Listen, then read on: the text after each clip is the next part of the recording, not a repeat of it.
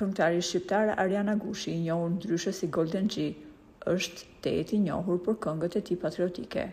I pyetur për tekstet e këngëve, ai tha se kryesisht i shkruan vetë.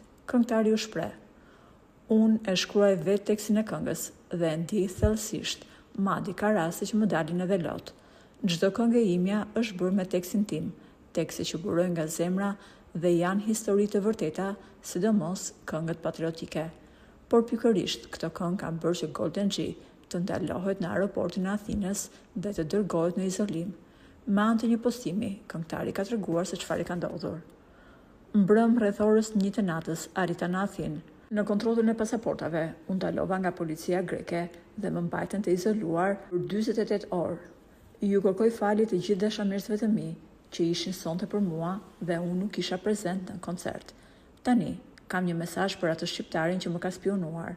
E di shumë mirë se kush je dhe nuk dua të ta përmend emrin. Ne si popull kemi vuajtur gjithmonë nga poshtuesit, e të parët tanë janë burgosur për të treguar emrat e bashkëpunëtorëve të tyre, por nuk e kanë bërë. Kanë mbajtur burgu mbi shpatulla, por emra nuk kanë nxjerrë.